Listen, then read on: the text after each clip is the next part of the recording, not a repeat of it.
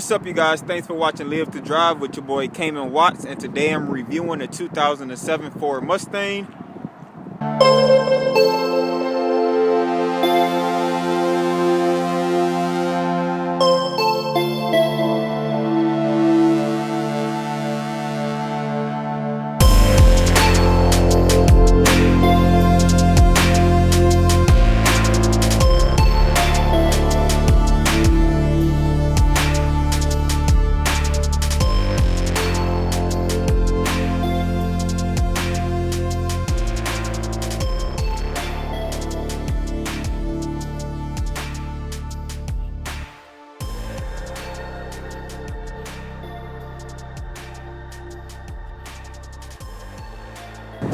Alright, you guys, so in 2005 when the retro body style first came out, I kind of really didn't like it because I felt like it was too boxy compared to the previous generation. But over the time, it did grow upon me just because people can customize it and make it the way they like it with aftermarket parts and everything. But the one I have behind me is a 2007. It's still considered a retro body style.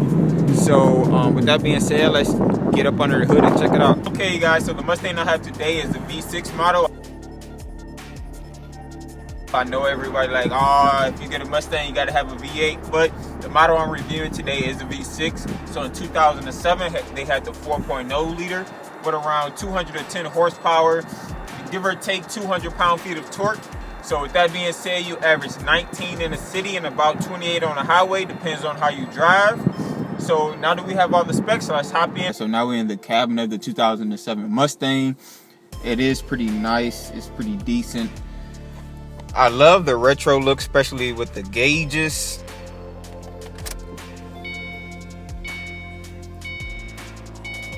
I love how the gauges look on the retro design, and pretty much how they got chrome accents everywhere, especially on the steering wheel. It's a leather wrap steering wheel, and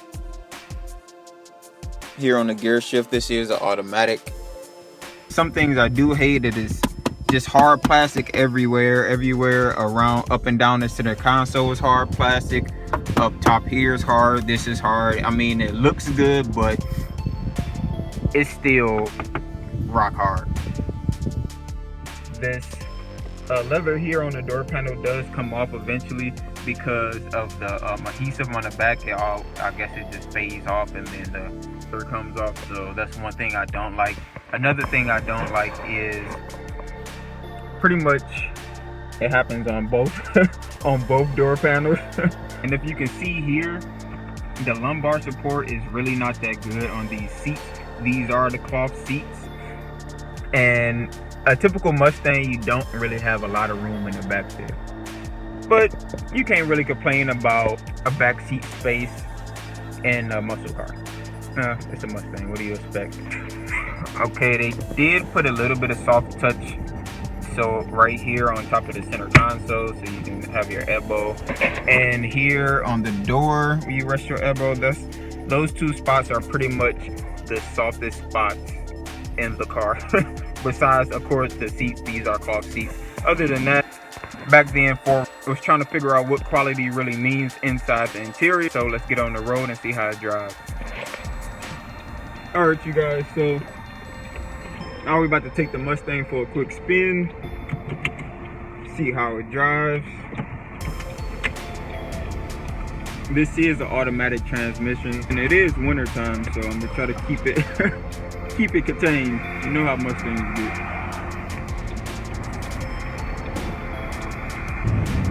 All right, you guys, so off that, I do like the driving position in the Mustang. Pretty much straightforward, it's comfortable, the visibility is good, you can see it does have a high sitting hood, but it's not anything that's going to stop you from seeing the ground. Other than that, you can pretty much see out of all your other spots. Like I said, the visibility is good, and the seating position is comfortable. The steering wheel is nice and thick, so you can have total control over the car. Now, like I said before, this is the 4.0 V6, so around 210 horsepower, give or take 200 pound-feet of torque. So this is not the fastest thing on the road. This is pretty much, in my book, a slow Mustang. To me, all the retro Mustangs are slow.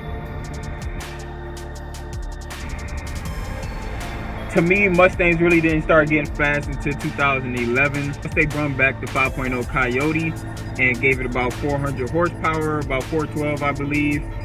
And then B6 Mustang had 300 horsepower, 309 or something like that.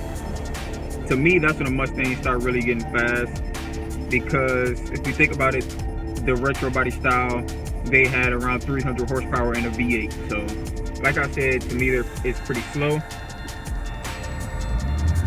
Now, the suspension on this car is pretty firm.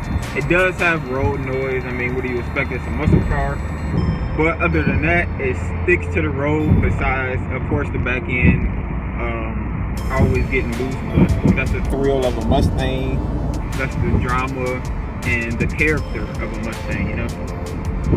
Other than that, you have suspension noises and whatnot, but I mean, that's normal for a Mustang. This car here I'm reviewing is driven all year round, so you'll get a little bit of noise every now and then. It is winter time now, so if you have this car, I would say, you know, be careful, especially in the winter, because the back end will get away from you, and if you're not experienced, you could just be one of those other typical Mustang drivers that's always crashing. That's how they want to blame us. They give these kids a Mustang and they don't even know how to control a Honda Civic, but they want to hop straight into 300 horsepower V8 or 200 horsepower V6, and that's real drive. So I mean, come on now. Of course you're gonna crash, but the torque gives it the drama. Like, I'm at a stoplight now, I can't really go crazy because there's a car in front of me, but once you come off the line, the torque does push you back in your seat just a little bit, and that's what you expect from a Mustang. It's a muscle car, you know. That's what you want it to do. You want it to push you back in your seat, give you the drama, give you the thrill of driving a rear-wheel drive muscle car. And it's pretty slick out here now. It is winter time here in Michigan, but the car is still fun, man.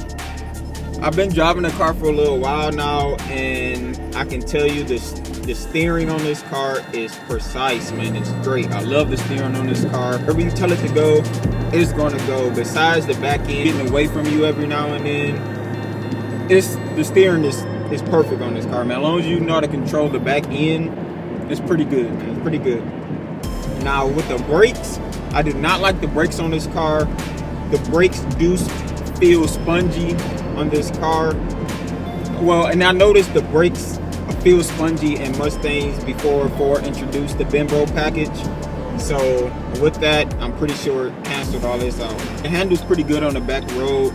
This weighs about 3,500 pounds. So it's pretty heavy for a pony car, but not that bad. Now, you guys, with the power, like I said, it's only a V6, 210 horsepower, but the torque, man, watch this. The torque, man, the torque comes in around about 4 grand, but once it comes in, man, it delivers, man. I'm telling you, the torque is amazing in this car, man. It makes it feel it makes it feel like you actually going fast. Even though this is a slow car, it actually makes it feel like you're going fast. The torque is great. Just that little pull I just did, it just shows you how it throws you back in your seat and it's taking you for the ride, man, with 200 horsepower. But don't get it wrong, man, this car is one of the cars that you have to drive if you're not experienced with a big engine. Well, this one doesn't have a big engine, but usually with Mustangs, if you're not experienced with handling power coming out the wheels, do not drive this car without care. Please be careful on the road. It is winter time, so it's slick. Even when it's summer and it's raining, it's slick enough for the back end to get away from you, and you have to be experienced. You have to know how to handle a car so you can be safe. And that's one thing I love about Mustangs, man. I'm a Mustang lover. I love Mustangs because it brings that drama. It brings that thrill into the package, man. You have to know how to drive. This is a car that you have to know how to drive in order to be safe on the road. Like, this is not a car where you could just sit back and let the car do all the work and let the car drive you. You have to drive the car, and that's why I love Mustangs, man. It's an actual driving machine, and it's just great. Now, if you're looking to get this car, man, by all means, get it. Me personally, if I was to get it, which I probably wouldn't, but I'll get it in a manual transmission just because manual is fun. But if you're just starting off, you just want to experience what a Mustang can do, get it, man. It's a good car. It's not going to be that fast, but some people really just don't need to start off with the biggest engine. And learn how to control a car first, and then you can bump up the power. Since it is winter, you guys, let's find us a nice spot that we can go and have some fun. I'll see you in a minute. All right, you guys, so I found us a nice little area to go have some quick little fun in a Mustang in the wintertime. So let's get it.